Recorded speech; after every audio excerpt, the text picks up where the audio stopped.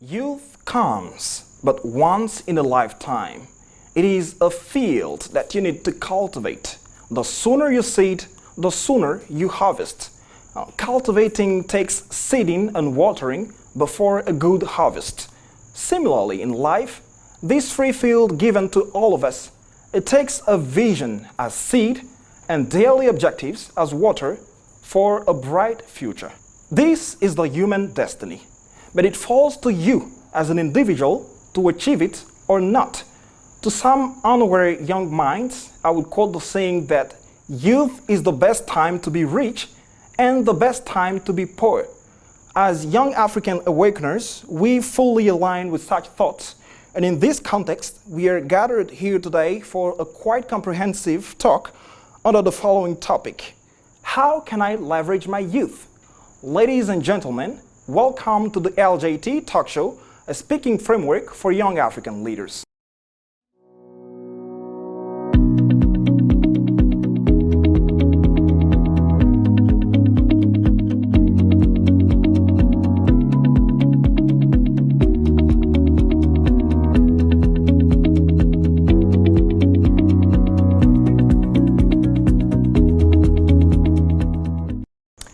Well, I'm so privileged to receive on this stage two special guests. One of them is a young and dynamic girl. She is an applied linguist and currently part of the Lionesses of Africa, a global community empowering over 1 million women entrepreneurs across the continent. And part of the stunning things with her is her study course. She passed the A level at age 14 and in grade 10. I think such achievements really symbolize women dynamism. So please welcome Marie-Josiane Etienne. We also have on the stage a Bible school graduate and gospel rapper going by the name of Stefan Yao. He's been through an incredible transformation over the last years. We're going to talk about it. And I think he has a strong message for the youth today from his spiritual experience. Nice to have you, sir. Yeah. Forthwith, you're welcome. Dear guests, let's first bring a definition to the concept of youth.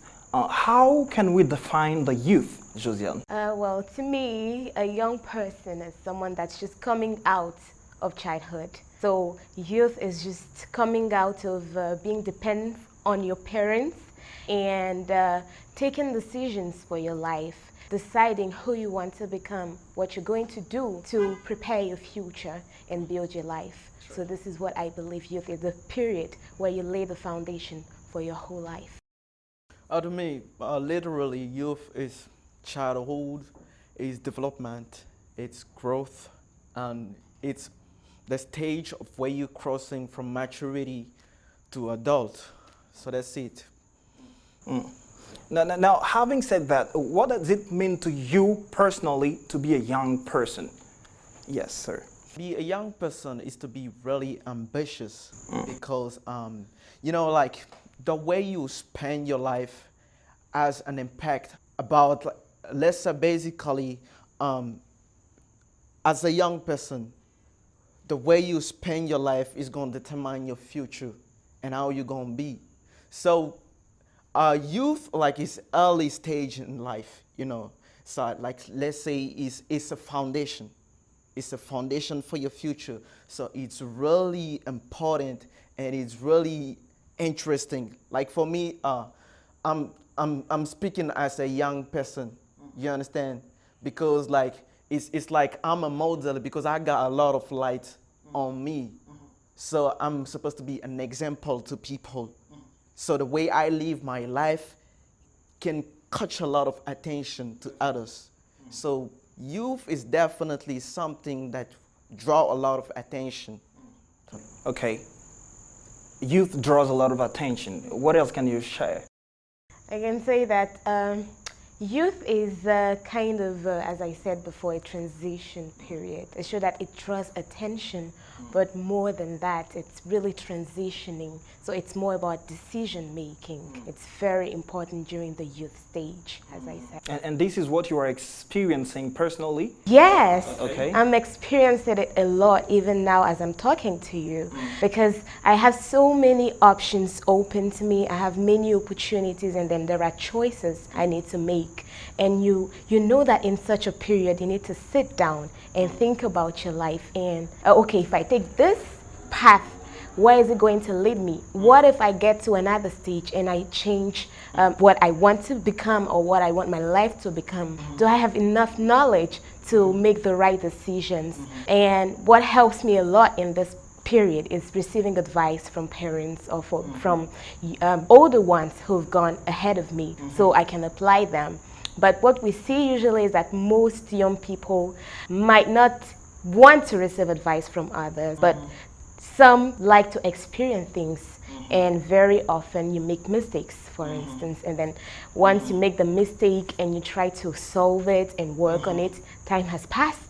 So that's what I can say about youth. Yeah, for sure. And substantially, youth is more of a period of time over which you discover life and subsequently have the opportunity of, let me say, lay the foundations of your future eventually. So a question going to Stefan first. How do you picture this youth, of the 21st century?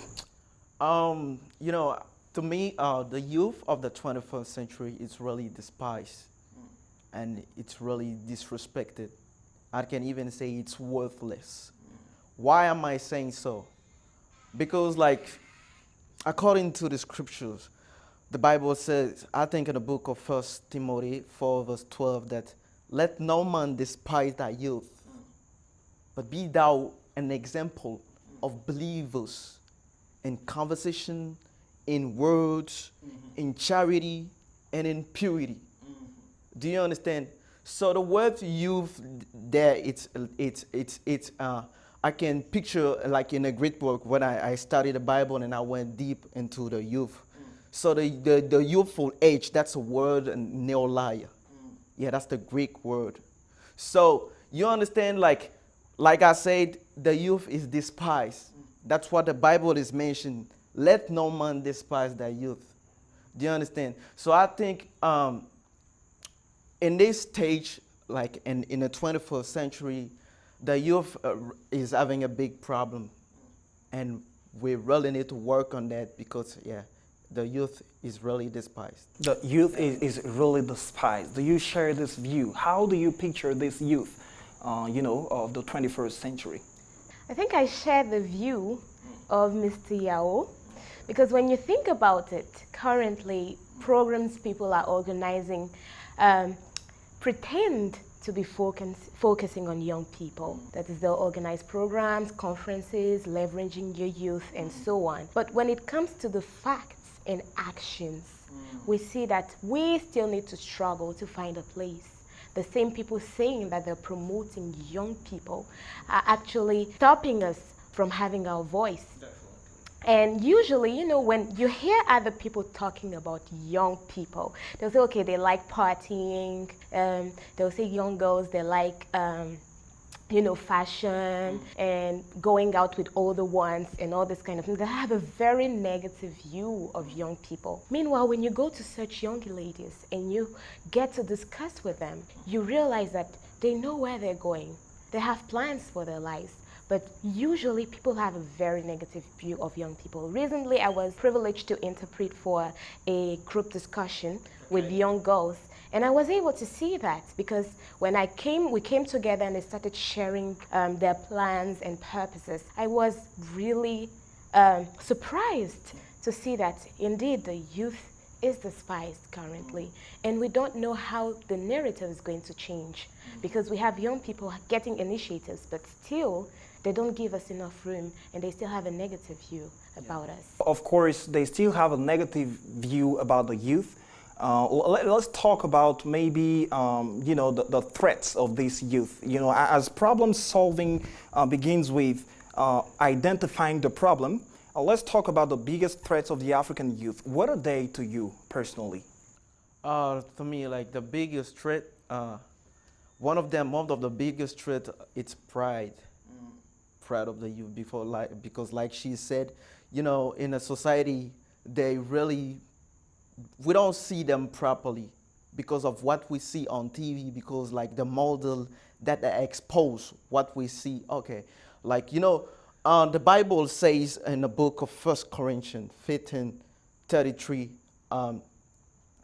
Do not be deceived or do not be misled. Bad companies affect good morals. So who you expose yourself to, these are the type of people who can really affect your environment, your education. I mean, everything, absolutely everything about your life. So I think one of the biggest traits I mentioned is pride, and another one, it's money. Do you understand? Because the youth nowadays, they don't want to labor, because there's a law of nature which is called sowing and reaping. So for you to sow something, for you to reap something, you need to sow. And it's what you sow, that's what you're going to reap. That is. Like I learned in school, and I learned especially about ministry, like there's no shortcut. No, there's no shortcut in ministry. It's either you do it or you don't. When you take a shortcut, then something can affect your process. Like you may appear good, you may be good looking, but deep inside there's an emptiness because you didn't work on something that you were supposed to be doing. And another trait, I think, it's sexual immorality, because what we see on TV, what we see on internet can really affect us. You understand? And nowadays, it's what we are exposed to. So I think that this is one of the biggest threats, those three, one that I mentioned. Sure. What else can be part of the biggest threats? Well, I am looking at things in a broader way. What I can think is a real threat for young people is finding balance, knowing where to draw the line between pleasures, enjoying life, and building your life. Sure. Because as I mentioned before, even the young people you see in clubs or in places, having fun, even they have a plan for their lives and good plans for this matter. But the issue is where to draw the line between pleasure and then working on your life, as you said. Because apart from labor, you can get nothing. Right? If you don't labor, you have nothing. But the issue is that we're young people and we really want to, get the best out of life. And I understand it. And I'm also such a person. I want to enjoy life. I want to experience things. Yes, of course. But I also have plans for my life. And I think the constant struggle is to find balance. Is there any spiritual reason for the decreasing values of these African youth? Yeah, to me, I think it's one of the spiritual reasons. It's laziness. Laziness is something that cannot be seen, but you can feel it. Through programs, the youth, they don't take really advantage of what's going on. We do have hope, we do have this, we do have that, but what do we put in practice? Do you understand? That's where the laziness comes. So I think, laziness is one of the biggest spiritual reasons. And another reason, I think, it's not to be able to follow, to learn from history, and to take example of people who have done well in life. And I want to link this part with leadership. You understand? Because I learned in school that one of the biggest prophets is somebody who knows history, because history repeats itself. Do you understand? So, but this is a problem. We young people, they like to be on their own, while people have faced problem that they're experiencing now, and they have the reason. They can just go to these people and find answers. Just ask and it shall be given to you. Sure. But because of the pride, you can bring yourself just a little bit, humble yourself down, ask to people, you need advice, they won't do it. So this is one of the spiritual reasons, and like I mentioned in the beginning, pride. Is there maybe any spiritual force against the youth? Yeah, I believe there's a spiritual force against the youth. And this is the work of the devil. Because the Bible says we do not wrestle against flesh and blood. Okay. Do you understand? But we wrestle against principalities and rulers of darkness. So you may be there saying, okay, my life is okay, I'm just having struggle, but there are spiritual reasons that you need to find. And when you become spiritually awake and your senses are more open, you begin to understand what is right from what is wrong. And you begin also to know what to do to improve life. Because a spiritual person cannot just be there. It's either you belong to something or you belong to another. But I'm going to say the youth is now a prey to the devil because they are not aware of their spiritual forces. So their spiritual forces, they are deceived to think that, okay, these spiritual forces are for the devil, so I need to glorify the devil with the spiritual forces I have. Like maybe unconsciously of themselves. Do you understand? Because if you don't stand position for something, you're going to fall for something. And despite all the challenges and defects raised, don't you think that this African youth still has some assets to be better exploited? Yes, of course. I do believe African youth have assets. All Africans actually have an asset as compared to other continents, because Africa is still greatly unused and unexploited. You can go, African young people can invest in agriculture, for instance. That's an example, because we still have lands and we still have things to do. There's everything that needs to be created in Africa. So I believe that because generally Africa is a free field and a fruitful field, then young people also can invest in it and be able to leverage their youth, as we say. Let's cast a glance over the cream of this rising generation. To your knowledge, what are some of the great young African initiatives that fall within the awareness of the African youth? Yes, I might have 2 or 3 points to raise, but I'm going to mention there's a hub, a World Shaper hub. That's how I got to know about it on Facebook.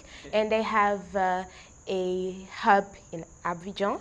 And what they do is that they organize conferences about personal development, and they also help other needy populations here in Cote d'Ivoire. I remember that when there was a flood in Palmeraie, they went there and they gave some foodstuff and they were able to help people. And I remember also that lately, maybe in the month of August, yes, I think this month, they were also able to go to Abobo and other places, go to the needy and help them. So I believe these are great initiatives because they help you develop your potentials, but also they inculcate that value of helping others, of reaching out to others, of giving out to the community. This is something I believe is going to be very helpful for us.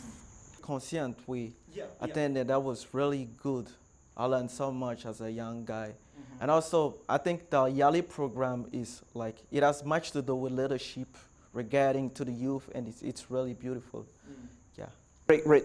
Moving forward, I think by drawing on some Asian notions, nations where there's been a massive youth consciousness and involvement over the last decades, you can easily notice what I call the driving forces of an awakened youth. And these forces will certainly include hard work, entrepreneurship, and some values such as discipline and rigor. That's what I want us to talk about in this section. So first, let me put the following cross-cutting question. Which 3 values do you think the African youth really needs? Well, that's a very deep question. So which values do I think the African youth need? I believe that you've mentioned some of them. But first of all, I think African young people should be inquisitive. That's a great value to have.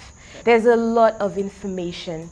Internet is not only for Facebook or Instagram or WhatsApp, but you can go, I remember that I was able to read so many articles on LinkedIn, so you can get information from it. You can go to Google and try to see what's happening around the world. Because the issue is that we thought that the problem of mankind at a certain time was lack of access to information.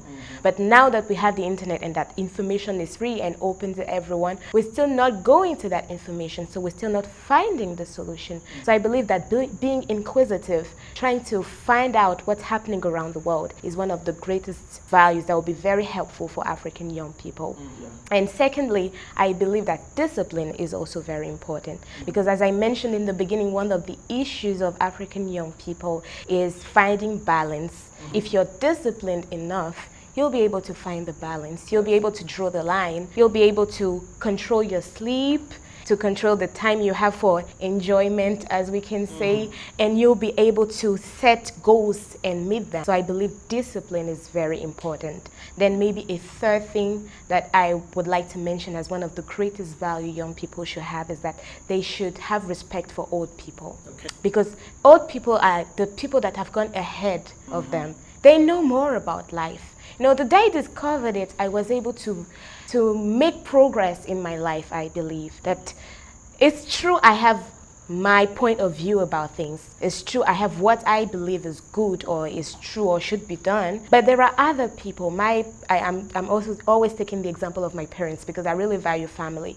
There are my parents, and then other people were able to achieve things in the field I'd like to become prominent. You get advice from them, respect their point of view even if you don't believe it's true, and try to examine it and see whether there's something good you need to take out of it. So, as I said, being inquisitive, secondly, being disciplined, and third, having respect for old age is very important. And I'm going to try and draw on the spiritual side since it's Mr. Yao's department. Maybe I'm going to draw from you. But the Bible also says in Ephesians, I believe Ephesians chapter 5, that you should honor your father and mother. So, and it's the only commandment with a promise so that you can live long on the earth. And the reason why we see young people dying, I believe, is because of lack of respect for old age. There is so much we can draw from the older ones, but we refuse to do that because of pride, as he said in one of his answers, because we don't want to acknowledge that they have a lot to teach us. And at this level, I think the youth needs to understand that when it comes down to the elders, you know, respect is not always earned. In our African education, it's rather given, you know, so this issue of respect is a very crucial one. Back to you, sir. Yeah, I think I want to talk about discipline also, and I want to use my personal experience. You know, you can learn in life, you understand? There's a lot of things that you can learn. But like, as for me, how was I able even to learn English? You know, you can be in an environment where people they speak a certain language, you understand? But for you to be able to master something, you need discipline. You really need to sit down and learn so that you can step out and be really notified about absolutely everything you do. So discipline, it's really important. And another thing I want to mention is endurance. You understand? Once you fall, it doesn't mean that, like you may have fall for the rest of the life. It's not about that. But the first experience, another experience you can try again is going to get better. And the more you try, and the more you become better at it. That's relentless. That's it. Let's talk about entrepreneurship. You know, Josiane, as you are part of the Lionesses of Africa, you know, entrepreneurship is quite often referred to as a major solution to the unemployment issue. So before we go in depth, let's first make a fine line between entrepreneurship and business. It's true that there's a lot of confusion between the two terms, entrepreneurship and business. People tend to mix the two, but I think The difference between both is the mental approach to it. If I'm a business-minded person, I'm thinking about making money. Okay.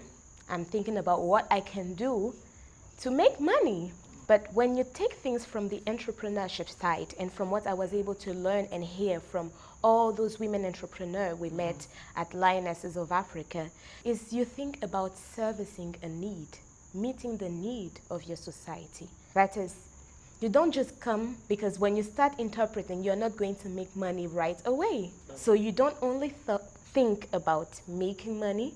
Making money might come later, but you think about affecting the lives, impacting the lives of the people around. So that makes the difference between entrepreneurship and business. Okay. Serving the needs of the community. And which role do you think both entrepreneurship and business can play in creating better youth conditions in Africa? I believe that entrepreneurship can help create better youth development in Africa because, first of all, they will not have to run after employers anymore. They will be able to make a living right away. Because if your aim is to help other people, you're definitely going to get something out of it. That's a natural law. I think it's even the law of seed time and harvest. Because you're sowing into someone's life, you would definitely reap out of it. So that way, it can help young Africans, not only financially, but even they will feel fulfilled. Because we know the Maslow laws, like the pyramids of needs. So if they are able to help other people and they know that their life is meaningful, that if they're not here tomorrow, it's going to help someone else, or someone else is going to miss them because they know they've added something else to that person. It doesn't only help them financially because you can have money and still not feel fulfilled, but it makes them feel accomplished indeed. Okay, in addition to entrepreneurship, what else can be part of the driving forces of an awakened youth? I believe volunteerism will play a big role in it. Volunteering, it goes hand in hand with entrepreneurship, but it is less, like it brings less financial rewards, but it is still helpful. Because when we're born, someone told me once that when you were born, you were taken into, laundry, you were taken care of, you were in a hospital. It's because someone else built it and you find it in this world. So when you die and someone else comes to the world, what have you left to that person? Sure. So I believe volunteerism is another good thing that will help for our youth in Africa. Maybe would you like to add something here? Tourism, yeah, that's a very good point. Because the youth, they don't like it. They don't like it. They're waiting for people. They should make themselves available. Yeah. Because we may never know when the opportunity shows. Let's include spirituality. In Africa, we do believe in spiritual matters, and this is not a taboo topic around the LJT table either.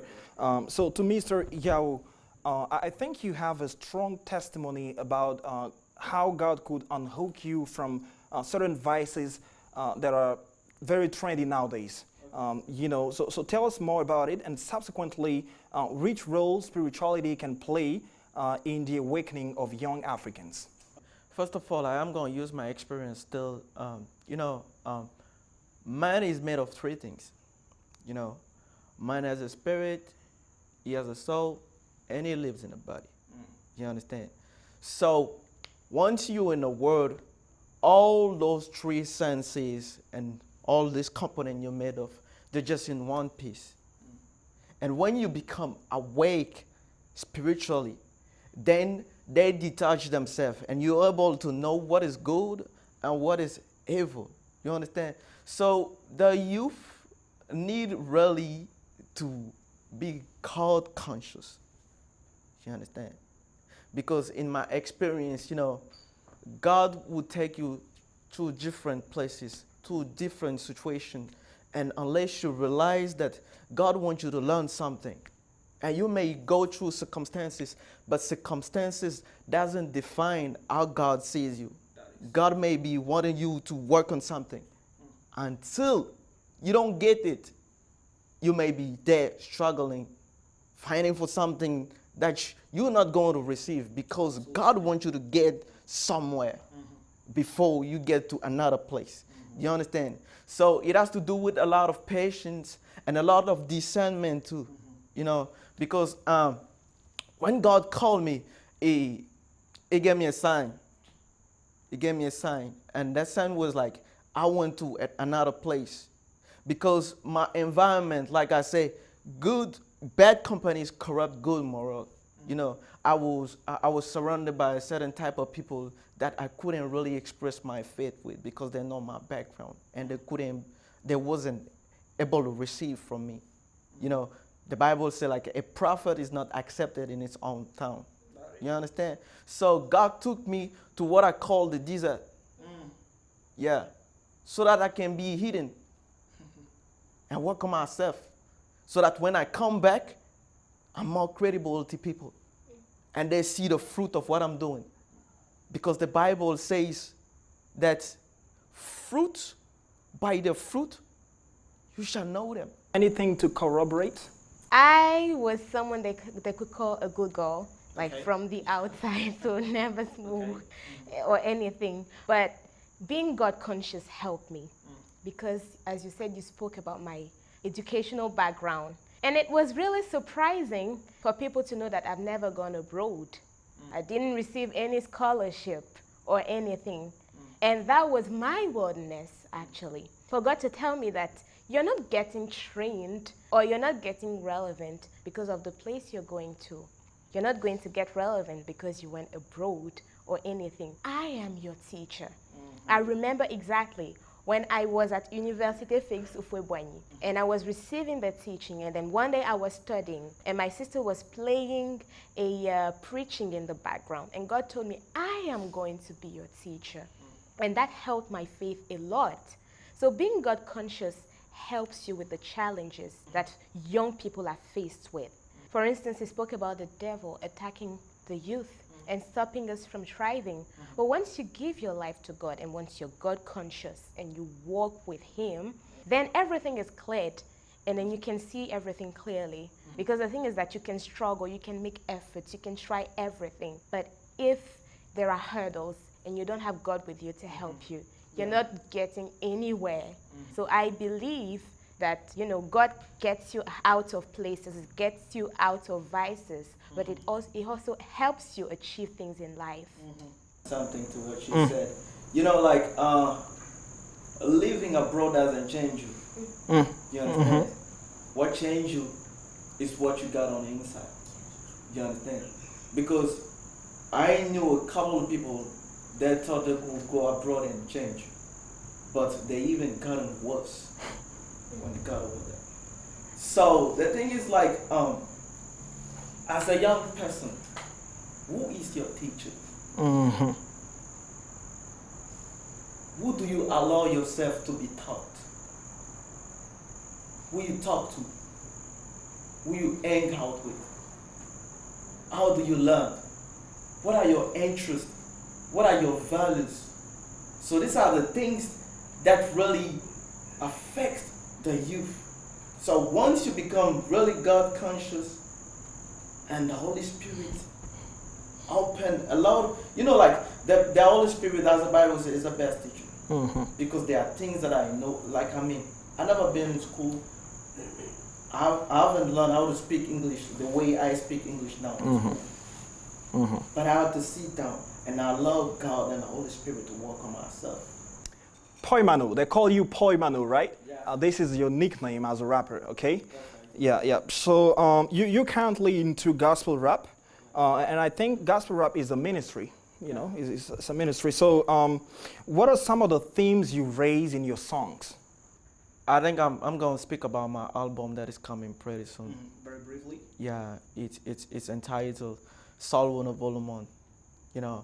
Basically I'm talking about soul winning, and it's based on my experience, the thing that I went through, spiritual awakeness, That's it. Okay. That's it. Yeah. So can you maybe show us what it sounds like? to be a gospel rapper. Yeah. Okay, like, first of all, I gotta start like this. I know I got a lot to say, I know the probably ain't see. The pain you feel on the inside cause the word that you bleed. So you better be careful of who you share your dream with. I remember a lot of struggle. I used to be a street kid and I made it through the gutters. They say my life was over. They say I ain't got no hope. So many things I suffered in trial, your brothers. But that's the further from the truth. A lot of friends became my enemies. When I got born again, I also lost a family. They used to tell me, you're going mad, you need a therapy. Only Jesus knows how much you paid the price to set me free. Okay. All right. Once again, thank you all for coming. And let me seal with the saying that if you're not part of the solution, then you're part of the problem. There's something this new generation of Christian need to understand. You really want to serve God with your life. Then you gotta be ready to be an enemy to the world. But trust the process. Because God got you. And He's faithful.